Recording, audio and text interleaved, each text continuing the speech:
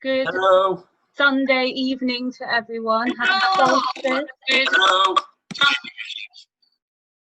Do mute the stream, dear. There we go. How is everyone tonight? Welcome to this first episode of Out and Loud, which is our LGBT music show. Kind of thinking of it like CD UK for the gays. And yeah, me and Stu are that old. That reference, very current. How are you, Stu? How are you today? I'm pretty good. I'm doing all right. Just looking forward to this. Bit nervous because it's my first one actually like hosting a show. But yeah, it should be quite fun. And we've got some good videos. Very excited. So if you haven't been to either of our shows before, I'm Claire. I'm from Wigan & Box Promotions. Wigan & Box Promotions is this channel now. It's a promotions company usually, and I'm a producer of LGBTQ plus cabaret shows and quite niche cabaret shows at that. And Stu, would you like to introduce yourself and what you get up to? Yeah, so Punker is essentially an indie rock club night and gigs for the LGBTQ plus community. It ranges from sort of alternative drag to bands. When we have bands on, we have either drag king or queen as a host. So they're quite different in terms of gigs. They're like a punk cabaret. So they're, a little bit different to your normal gigs. And yeah, at the club night, we try and focus more on sort of female-fronted bands because they don't tend to get a lot of attention in most of the indie nights that you go to. They tend to be always like the Killers and Oasis and things like that. And I wanted to bring a bit of Riot Girl, a bit of punk, a bit of everything. So yeah. The two of us got together about, what was it now? 2 years ago, 3 years ago? It feels like forever ago. But just to produce shows together because one, we obviously are very good friends, but also we both have that kind of punk rock ethos, like really enjoy the DIY scene and things like that. So you can expect some real, like, probably kind of little things you've never seen before from this show. So without further ado, after saying that, we've got our first act. Now, this act, actually, I don't know if this is here on the chat, but this actually turned me on to this person when I was doing a show called Queercore, which is usually at the Exchange. Shout out to the Exchange in Bristol. Queercore is a show that kind of takes that punk rock stuff I was just on about, and but with a little bit of drag and a bit of alternative, and I can go proper gory with it, and I just like, it's kind of that club kids kind of feel. And this person, I saw a video of theirs, got absolutely obsessed and just, loved them. So without further ado, here is the wonderful Baby Tap. Oh, and this is their new video, brand new. No one's seen it. No one's seen it at all. This is a premiere. So here is Baby Tap. Woo!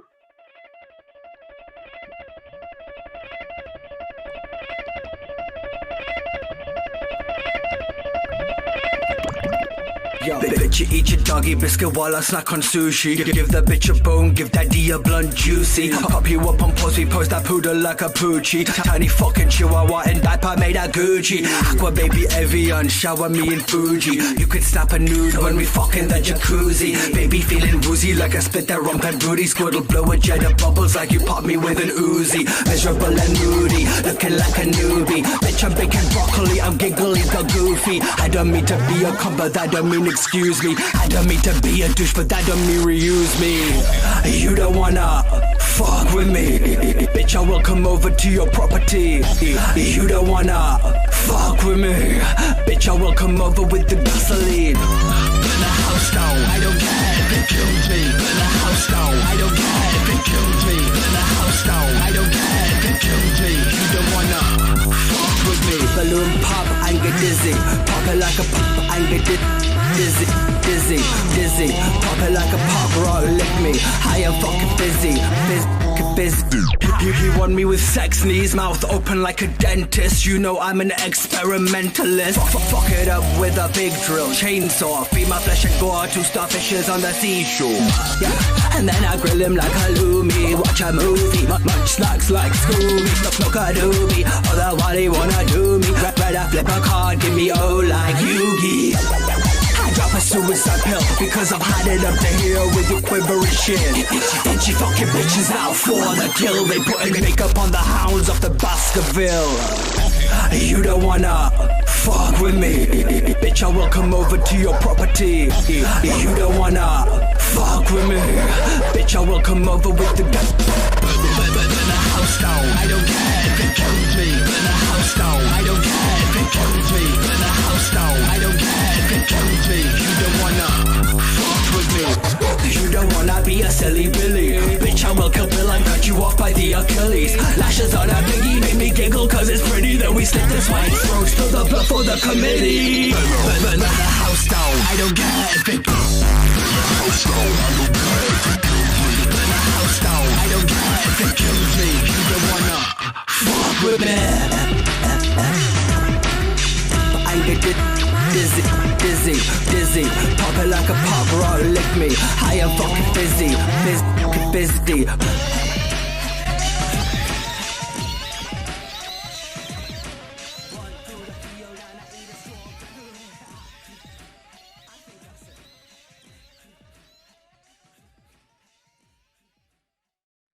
So that was Baby Tap with Burn the House Down.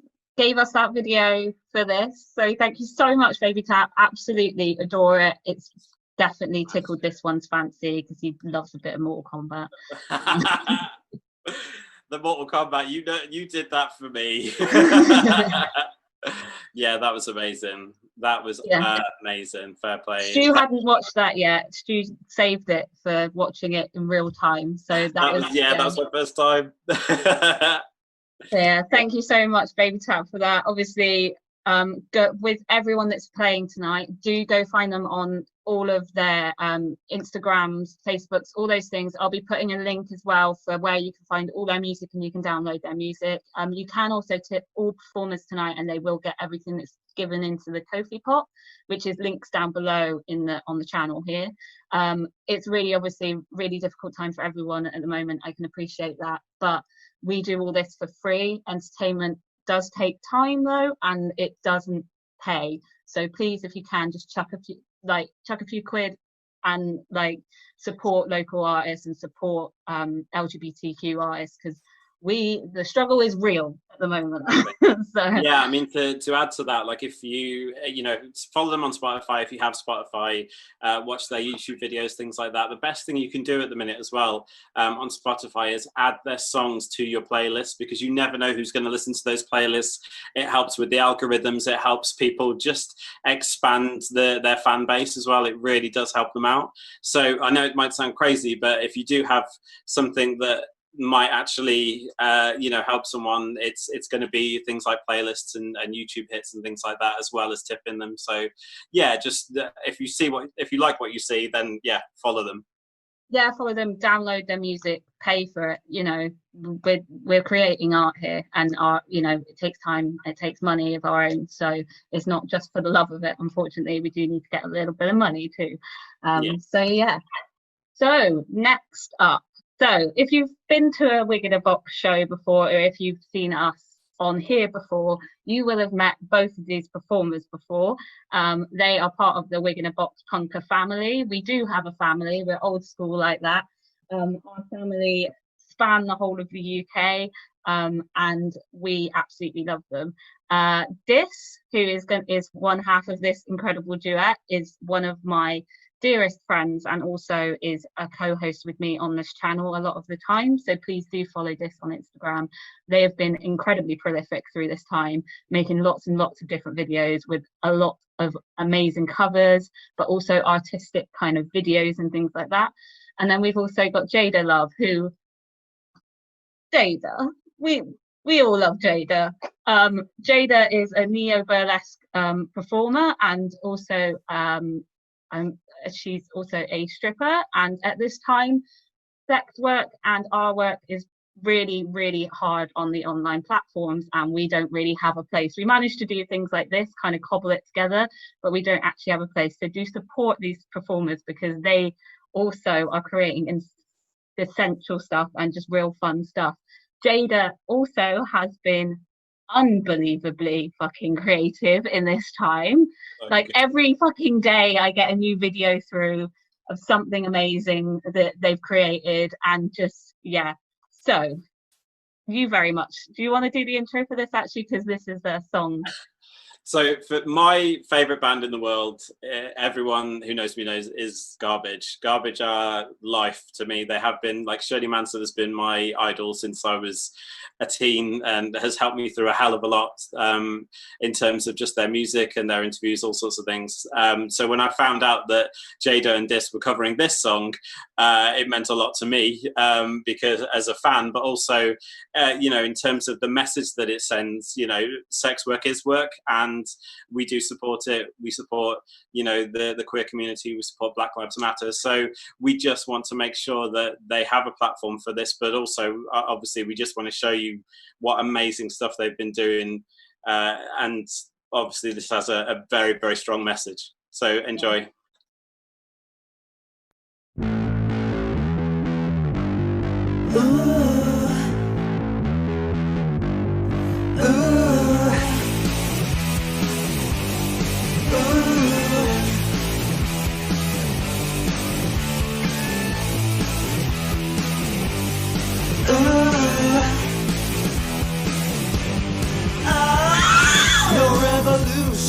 Sometimes it depresses me. The same old would keep repeating history. The institution curses curiosity. It's our conviction. Sex is not the enemy. A revolution is the solution. A revolution is the solution. I don't feel guilty no matter what they're telling me. I won't feel dirty and buy into their misery. I won't be shamed. I believe that love is great. It fuels the heart, and sex is not my enemy.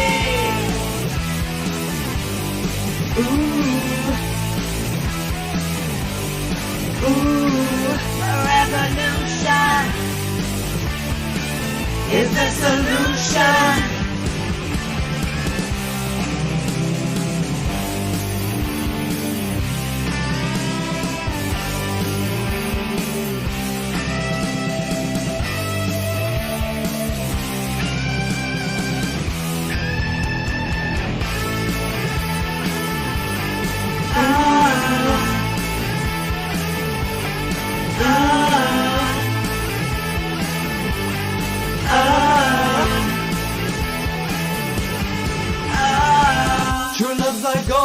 There's not enough to go around, but then there's God, and doesn't God love everyone?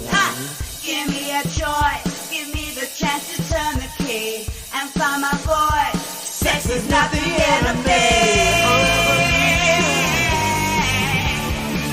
It's the solution. A revolution is the solution. Sex is not the enemy.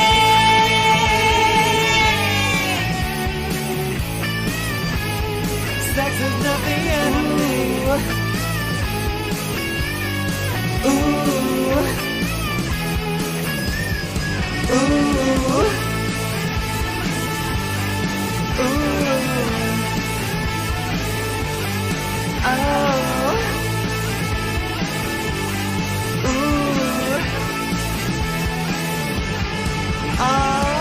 A revolution.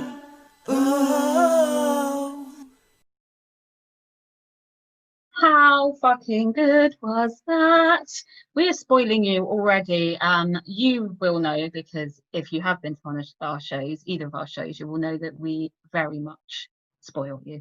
Our last experience of live shows together was, we did a big all-dayer back in February. That was, it was pretty great, wasn't it? It was, yeah. Had lots of different performers. We had loads of different bands, one of which is coming up shortly as well.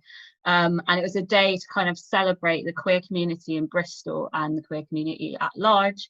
And unfortunately, that queer community at the moment, we haven't seen them, obviously, like everyone else, in like 4 months. And it can feel quite difficult right now. I feel like it can feel a little bit too individualistic. We're kind of retreating in on ourselves a little bit. And I feel like shows like this online hopefully give you that kind of feeling that we are still in it together. It's a real scary world out there at the moment, especially for our community. And I just want to say right now as well that obviously trans lives matter. This week has been an utter shit show when it comes to the news to do with the government, both over here and over in America. And it's been incredibly upsetting for people like me who do identify as non-binary, but also obviously my trans sisters and brothers. And I just want to say, like, it's been so horrible to see, but do know that you have got the support still, and these spaces still do exist where we will keep fighting for your rights. If you are tired of it, which a lot of us are, we will still fight because it's what we believe in. So yeah, just wanted to put out there. I did a grandpa diss. When this isn't here, I do the politics. I'm not as eloquent as this, but the passion's there, and that's what matters. I love it. That's what we want to hear. So without further ado, Stu, would you like to introduce our next wonderful act? Yeah, so this is gonna take things down. This is gonna chill us out a little bit, and then we'll ramp it up again. So as you know, we've got Billy from the Subways coming in later on. It's going to talk about everything from the 15th anniversary of their album to they're coming out as bisexual early this year, so it's going to be a really exciting chat. But the next video is going to be from an artist, a solo artist called Dyvr. It's a Dyvr if you want to have a look at their Facebook, if you want to check out the Spotify, anything like that. Incredible songwriter, incredible voice, as you will hear now. But this video was made specifically for us. So this is the new live version of the new single called Ocean. It's really beautiful. It was made in lockdown, literally about a week ago. No one else has seen it apart from, well, you guys right now. So this is Ocean, and this is Dyvr live. Paint me a portrait, let the colors run.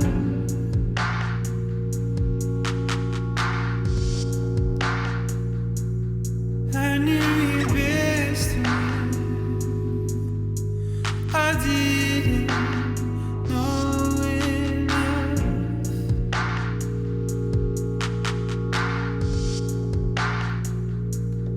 You're on my team.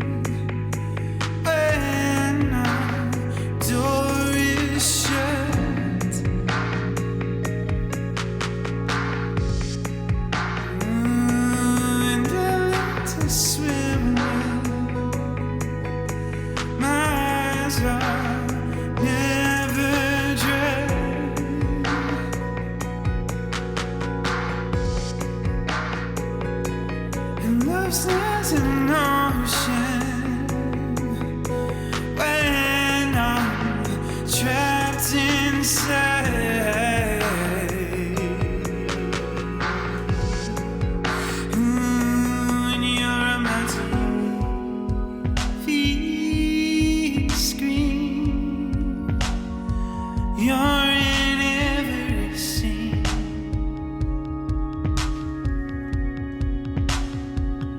You're alone, right home. Each song on the radio,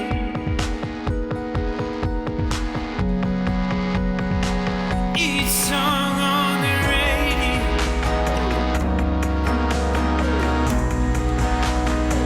each song on the radio,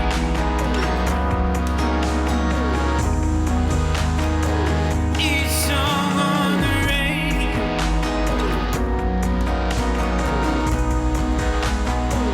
each song on the radio,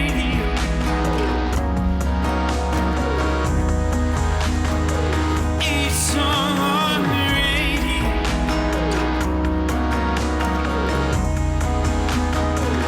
each song on the radio,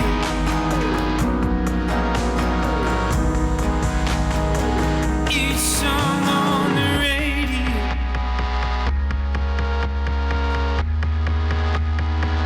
each song on the radio,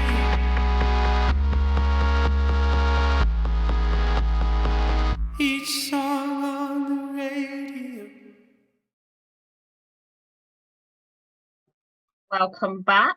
That was stunning. I hadn't heard of that artist before, so thank you once again, Stu, for always giving me new recommendations. Yeah, that was actually Julie from Hawk. So they're on the same record label, Vita Records, and we love Julie. We all love Julie. So A Hawk, bit too much. yeah. So it's Hawk with 2 V's instead of a W if you want to check them out too. But yeah, Dyvr is on their record label, and Julie sent me a live stream from of Dyvr a few weeks ago, and I just sat there like I did not know what to say. Just beautiful voice. Just to let you know as well, on Instagram, so if you go to @DyvrOfficial, DYVR, Dyvr does something called Queer Story Time. It usually happens on a Saturday around 2 o'clock every week or every couple of weeks. And it's basically just speaking to someone in the queer community about either an issue that's prevalent at the minute or just their story. I'm actually going to be on there on the 11th of July. So I'm going to be that little thing in there, like plug. So I'll be on there. I'll be telling my story, which I haven't really sort of told everyone. And also just chatting about punker and... Sorry, hold on a minute. You're gay? Just a bit. Didn't know. I Just a didn't bit. know. Did the fairy lights not give it away? So yeah, check out Dyvr's music on Spotify as well. The other singles on there are just stunning. So we're just waiting for an album, let's face it. But thank you so much to them for sending us that. We do have their actual music video for that show, for that song as well. So at some point over the next few weeks, we'll probably play that too. Amazing. But yeah, that's definitely something that's chilled us out a bit for a minute. Yeah, that's a good Sunday, like, chill out time, post curry for me. Like, chill time. And yeah, after, I was just saying last night, I drank cider for the first time in years, and I've not been feeling too fresh today, so that was very welcome. A little pause. Looking fresh as always, though. I mean, I'm repping the merch. Love it. Repping the merch. Solidarity Not Silence t-shirt. Yeah. If you don't know what that is, look it up. Look it up. Yeah, educate yourself. Yeah, it's a very, very good cause. Very good cause. Yeah. So obviously things have changed. Things have changed massively for everyone, and gigs have changed, drags have changed, shows have changed. And as Claire mentioned at the beginning of the year, we did an all-dayer show. It was the first one we've ever done. It was a very special event. It went like clockwork, which freaked us both out. But then this happened. I feel like that was the accumulated karma. Yeah, exactly. It was our problem. Yeah, the accumulated karma of a day of Yeah. dealing with drag performers, bands, just a marketplace, everything. and we managed to do it, and it ran pretty well. And the only bit that went wrong was all because of me anyway. So yeah, it was lush, and we're so lucky. We're so lucky in Bristol. We have such an amazing queer scene, but obviously there's different little pockets of the queer scene within the UK. But obviously we're based in Bristol, so we can only really comment on our little corner of it. It was incredibly fun. And the next band coming up didn't only just play that, but they also we did a Pride extravaganza last year. Yeah. So Cosmic Ninja have played 3 punker shows so far, and they've headlined 2 of them. So that's how much we love them. They always bring the party. They are incredibly hardworking, really, really lovely people. Obviously a queer-fronted band as well, and just write songs about, giving queer people their power, and we love that. The song that they've sent to us is their new single. It came out last month. And this is the music video that no one else has seen, so it's another premiere. This is a live version of the new single, but the new single is called Break the Silence. I think the lyrics kind of speak to a lot of what's been going on in the world as well. But yeah, this is another premiere, so this is from Cosmic Ninja, and this is Break the Silence.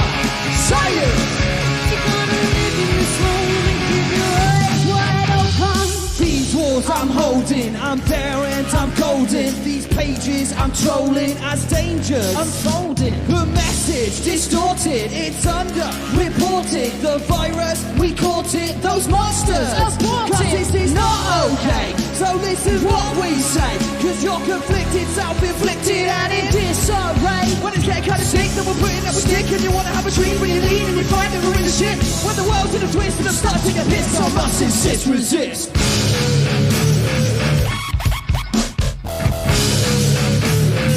So I must insist, resist.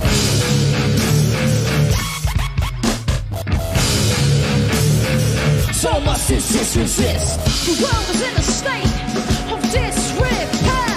Don't let them decide your fate or think that no one cares. Break the silence. If you're gonna swallow me whole, I'll bring you that way. Break the silence. If you're gonna live in this hole and keep your eyes wide open.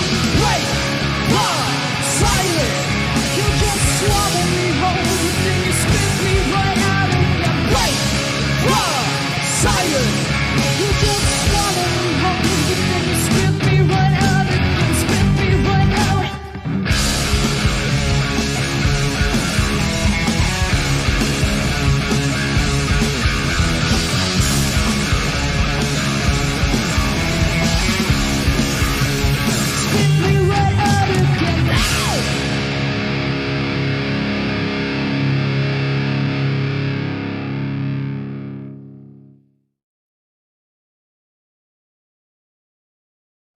Hello, welcome back. Ooh, how good You was may have that? noticed we have someone with us. Ooh, new person. Look at the difference in camera. I love that introduction. That was great. New person. Well, thank you so much to Cosmic Ninja for that. Get well soon, Tamsin, as well. I know they've been poorly lately. That's what Tamsin sounds like when they don't have a bad throat. It's fucking incredible. Well done for that. It's amazing. Thank you for sending us that video. So, Stu, would you like to introduce our lovely new guest? Yeah, so I kind of discovered the Subways about 15 years ago, hearing the song that turned 15 yesterday. Yeah. And it was kind of it was all over the TV and all over the radio, and I loved it. And I think I've seen you guys perform 5 times. Oh wow! Oh, that's so cool. I've seen you Fanboy. climbing the I love walls of the it. Bristol Academy and wow. climbing around in Thekla and stuff like that. So this is Billy Lunn from the Subways. How are you doing? Hello, I'm great. I'm here in my studios. We've been doing. We were meant to be on tour, touring the 15th anniversary of Young Fraternity, which is the album on which Rock and Roll Queen features. That one. Amazing. Good props. But coronavirus and everything like that. I've been writing our new album whilst I was at uni, and I'm sort of continuing now because I'm producing and engineering it as well. So I've just used that time to come into the studio and just crack on with that. So I'm spending like 10 hours a day in the studio, and it's a really great place. I feel so lucky being able to sort of come here and just shut off and from the rest of the world and just make noise. It's lovely. Sure. I feel How is that album 5? Sorry? How is album 5? Oh, it's great. Yeah, it's I was playing some songs to our manager today, and he's really excited. Which he's always really subdued. So when his right eyebrow goes like that, it's like, yeah, it's cool. It's working. Nice. Well, yeah. So we've obviously thank you so much for coming in here with us today. So we've got pleasure. questions for you. Great. So obviously it's a really strange time for artists at the moment and musicians alike. Just wondered how you've been kind of using the lockdown process for you. Is it been more creative for you without distraction, or how are you finding it? It's sort of, it goes in waves. Like there are periods, and I'm quite a depressive, so I try and stay creative as a way to sort of just keep the gears turning, keep the I think we can all relate. Yeah. So like sometimes if I'm feeling down, I'll come in and I'll be creative, and even if nothing comes of it, even if nothing like fruitful comes of it, it's just indulging in the process is really helpful. But I found that being able to step back and realize how lucky I am, how privileged I am in my situation, and doing what I can to use my voice to try and speak for those who are probably suffering the worst in society at the moment, given lockdown and given the fact that we have a hyper conservative government in the UK at the moment.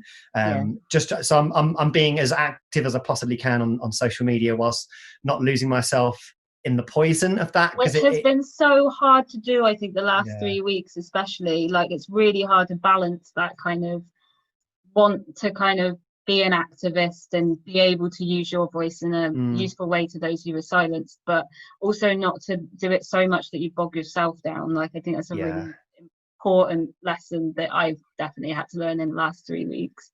Yeah, and it's a tough lesson to learn, and I found it really, really difficult, and it's something I have to keep relearning over and over again, because I have this propensity to, especially if I'm dealing with someone I consider particularly ignorant or bigoted, I lose myself in absolutely trying to convince themselves that there's another side to this, that maybe they're not looking at this with a broad enough perspective, or they're just not taking people's feelings or emotions into consideration with regard to their worldview. And you just have to remind yourself that sometimes people are just not going to listen, and this kind of discourse is never going to help them. And and I also think online is not the place sometimes. Yeah. And unfortunately at the moment we're all so frustrated we can't get out there and have these physical conversations, and online sometimes just feels like a poisonous bog. It's bad, and you really have to indulge in some self-care as well. I mean, I find it really difficult just like putting things away, even just putting the guitar away and like being in the moment, just kind of like existing and breathing, because if you can find yourself and find your grounding, then you'll be able to help others as well as yourself. So a lot better and a lot more effectively. So speaking of self-care, I take it you listen to quite a lot of music yourself that isn't hopefully just you.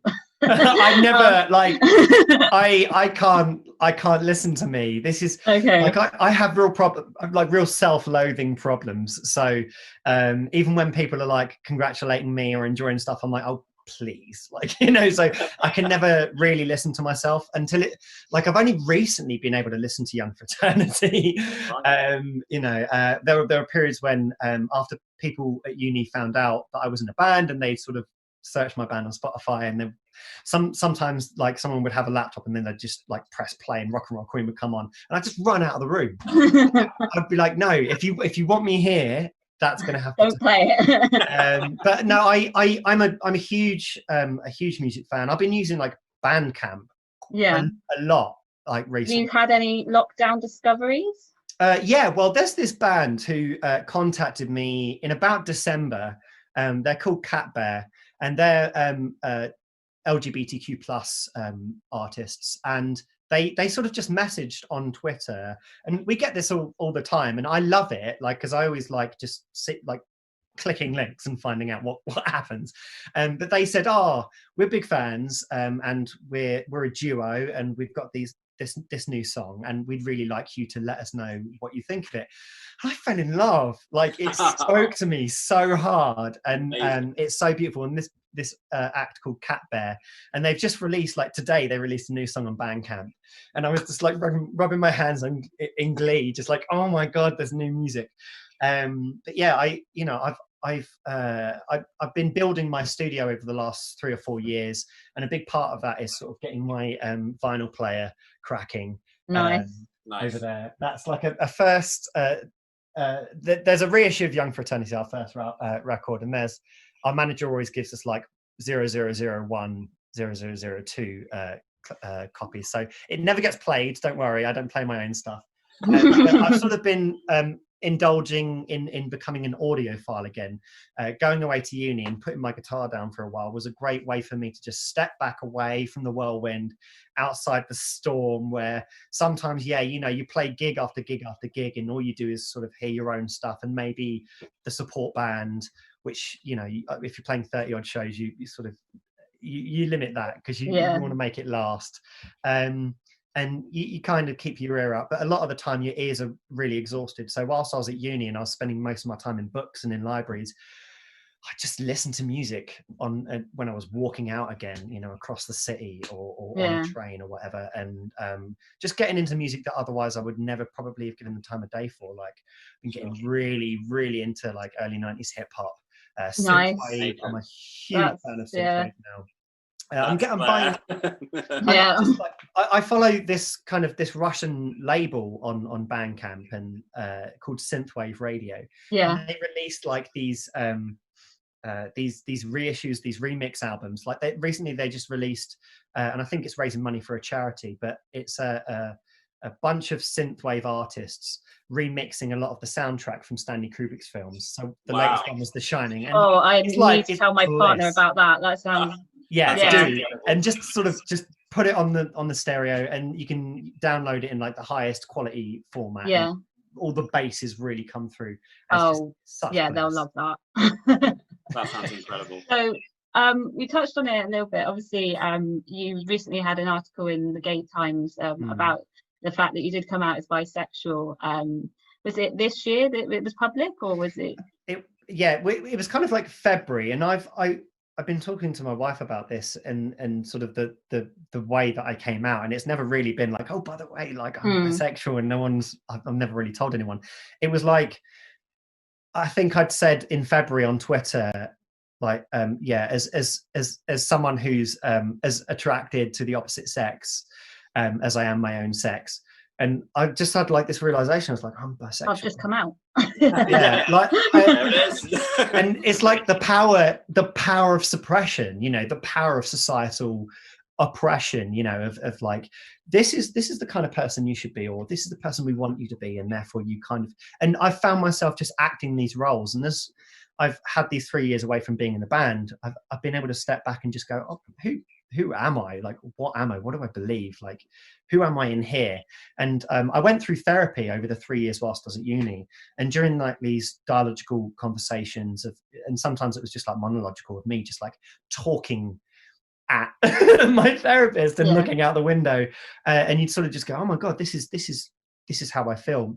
And I found that I'm like this, I'm so fragmented. I've been so fragmented over the years of trying to play these roles that I believe the people I love want me to play. And there have been like these incremental moments of realization. And I was saying to my wife, I never really sat down with anyone and gone, just to let you know, I'm bisexual, and I've never, you know, I'm slowly but surely coming to terms with this. It was like I'll just turn around to my wife and I'll go, oh my God, like, you know, I'm going through this thing at the moment, and yeah, I just said on Twitter that I'm as attracted to the opposite sex, my same sex, as I am the opposite sex, and I feel like you need to know that I'm consciously identifying myself as bisexual now. And with my parents, they found out through Gay Times, but my mum's going through therapy at the moment as well, because she's working class and she's worked all her life, and I think she's worked herself to the bone into illness, and she's going through an illness at the moment. She's sort of recovering through that, and we think it's just because she's been putting off these feelings and these emotions and these events, traumatic events of PTSD for decades now. And she said to me, Billy, we were all convinced you were gay. Like we were so sure that you were gay, and then, you know, you would bring home these girlfriends, and we thought eventually he's going to sort of just tell us he's gay. And you know, they were so pleased and so proud to have read the Gay Times article, because I never even told them. I never, you know, I just assumed, but at the same time there were like these people in my life and in my family who'd convinced me that being gay or having gay feelings was wrong. I was so badly bullied in school. I went to a boys' school, and I've always been quite effeminate. And there was, you know, I'm an alcoholic. I've been sober 6 years now.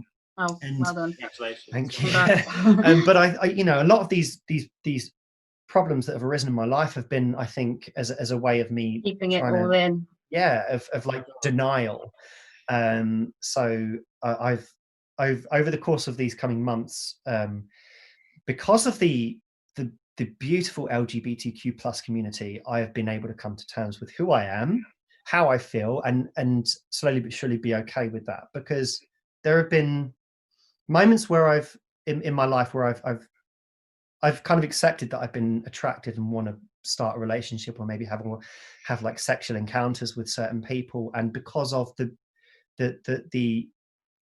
events and the things that have been said to me over my life, I've found ways of curbing that. And I'm still at the moment like there are moments when I feel certain things, and I'm having to confront the initial response to that. I think it's a really common thing when you come out as bisexual as well, is that it's such a complex thing, because I'm in a straight relationship currently. Right. I have had relationships with women as well. I also identify as non-binary, so that was a whole other thing that I chucked into the equation. The thing about being bisexual is it does still, even though the LGBTQ community is very, very loving, and we're really lucky, we have a fantastic, like I said, our community is incredible, but there is still quite a lot of biphobia and bi-erasure within our own community. So I also think that it's very common for bisexuals to feel quite fragmented, because we are kind of straddling two worlds, and you're not gay enough for one, and you're not, it's that classic feeling. So I think, feel like an imposter. That's how I feel.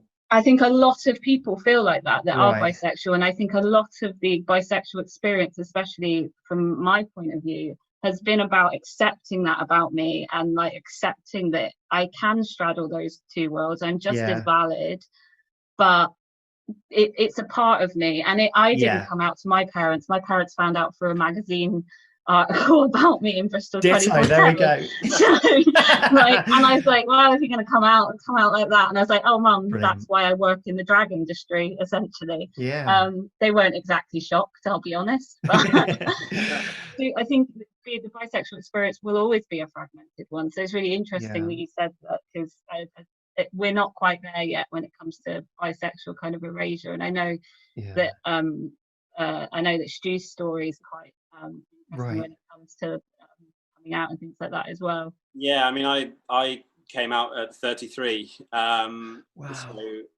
you know, a lot Congratulations to both of you for, you know. Yeah, we're late bloomers. Yeah. And I think all of us, like the stuff that you go through when you're in the, you know, the younger stages of your life, where I found myself, I was in a very small town, surrounded by a really amazing group of friends who were all very laddie lads, and every other slur that comes out is, you know, it is queer, it is puff, it is fag, everything like that, and them not thinking about it because I wasn't out, so I instantly knew that everything was bad in terms of those words, kind of thing. Yeah. So it does create this kind of place in your brain where you just sort of lock certain things away and just say, okay, well, I'm not going to deal with that for a while, and you know, and it does create a sort of snowball thing. I think all three of us are also of a generation. There is a slight generation change as well. Like, we're lucky, we work with really, really young queens that are like 18, 19, that are like so secure in their sexuality and so out, and I'm so jealous of them. I wish I had that. Like, and I think we still come from this weird kind of in-betweeny time. I know myself and DIS, who I talk with, we're post, you know, the AIDS crisis, so there was still a lot of shame within our own community as well that was kind of going on. So I do find it like our kind of mid-30s to mid-40s kind of range. A lot of us are kind of late to the party, I think. So it's really lovely to be able to talk to you about it, because I think it's a conversation that doesn't happen enough, to be honest. Yeah, well, thank you so much for having me, and it's so amazing talking to you both about your experiences. And I think that's something that I'm finding quite deeply touching, like profoundly touching. Is I think a sense of isolation is just, you know, because we're not part of the heterosexual community. We're not, you know, we feel imposters in the gay community. So being able to engage with other people who feel as not compartmentalized, not sort of categorized in the same way that some communities, even though they're like marginalized to a degree, but to a great degree, and oppressed, they are able to define themselves. And I think that's been one difficulty for me, is that I've never really found a sense of self. I think what comes with the word queer, because we've said this before, haven't we, Stu? Like, the word queer is all encompassing, so it's an umbrella term. A lot of people still find it uncomfortable, but personally, as soon as I heard that word, that was it. It all fell into place then. I found my little tribe. Like, we're all so like you know, everyone's got each other's backs, but it's not the traditional gay scene. And I know that Stu has experienced the same thing. The male gay scene is quite, it has its own problems, let's be honest, and it can be just as judgmental and just as scary sometimes. So yeah, I think that for me, it was finding that word just changed everything. Amazing. I think it was quite a strange one, because when I came out and went into sort of the gay scene, I did find that it was a kind of you know, a white cis gay world, and all the club nights were for people who wanted to listen to pop princesses and stuff, and that wasn't me. But then also, as I started going to more gigs and being out in the queer scene, I started recognizing a lot more people who were going to, like, oh hey, I recognize you from the Skunk and Nancy gig, and oh hey, I recognize you from going to See Placebo, and it kind of happened like that. And I was like, wait a minute, I could totally create a club night for alternative people in the queer scene. And amazing. You know, and obviously that turned into punker, but it did surprise me how it did feel like you had to sort of fit into a category even then. Like, you were kind of like, okay, well, you must like Cher now. And I'm like, hey, I won't hear a word against Cher. Careful. Twitter profile is everything. But let's face it. Like I was walking around clubs with, I have a Subways t-shirt. I have many garbage t-shirts. And I just walk around with that all the time, and people were just looking at me like, "Who's this idiot?" So I think when I found the sort of queer community, especially the performing community in terms of like bands and the drag community, and especially people like Claire, I think that word queer kind of made me, as I said, it made me realize that it's a lot more encompassing, and it makes you feel a lot more like a family instead of people have got your back. And sometimes we do have to remind people that there is a B in LGBTQ, but when you say queer, I think it does help a lot more. Right. And I think it does feel a bit more accepting. See, this is the really interesting thing, and this is I think that there's a natural part of the journey, and I think it's a natural part of any journey when you sort of come to terms with something, or maybe even you just introduce yourself to something. I'm still getting to grips with the nomenclature. I'm still getting to grips as like a white cis male. I'm still I'm trying to be as considerate and open-minded and careful about like the words that I use and how I define myself within sort of a nexus or even a matrix of like various definitions and that kind of thing. And the word queer, I've kind of like, I don't think I've confronted it enough. I don't think I've like engaged with it enough. I don't think I've even just like researched it enough. And until I've made that venture, I'm still quite like, I'm still keeping my distance, just because the last thing I want to do is to upset a community that have been so incredibly welcoming to me during my discovery. So I won't worry, we've all dropped so many clangers. I think like this is the thing, isn't it? I think like we it's realizing as well that it's okay to make mistakes. Yeah, definitely. And as long as you own it and accept as an ally that just being open to making those mistakes as well, and being open to the feedback and taking it on and not taking it as an attack. I think we a lot of conversations right now online need to learn that. Right, shall we get to the video? Great. Would you two like to talk about this music stuff? I mean, so obviously yesterday was the 15th anniversary of this song being released, is that right? That's right, Rock and Roll Queen. I wrote this song when I was about 16, 17 years old, and it's apparent in the lyrics. I mean, there are probably about 4 lines of lyrics in the entire song, but Rock and Roll Queen was like a real, like at the time I was really into punk music, and I was listening, I don't know if you can tell, but I was listening to a lot of Buzzcocks as well, and I've related throughout my life quite heavily with Pete Shelley. And one of our first gigs in 2003, 2004, as we were starting to play more and more shows outside of Hertfordshire where we grew up, one of those first shows was at Reading Union supporting Buzzcocks.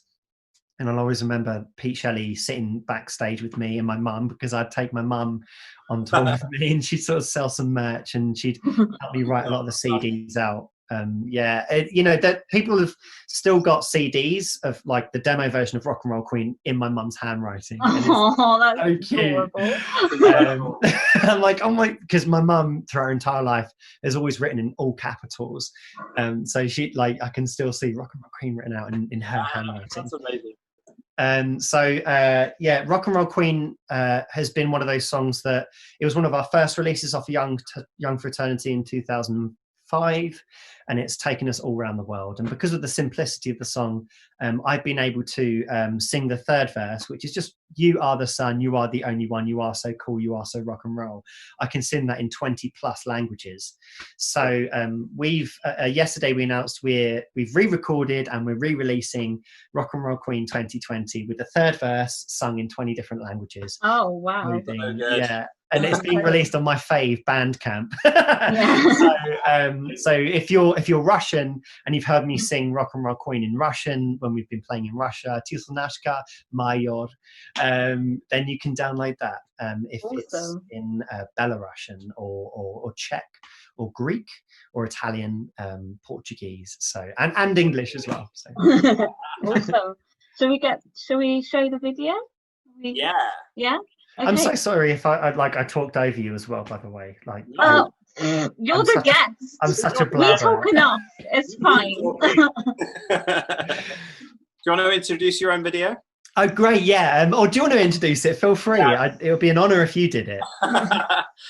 So this is something that we play at Punker regularly, and it always goes down very, very well on the dance floor. This is the video, 15 years old. This is Rock and Roll Queen.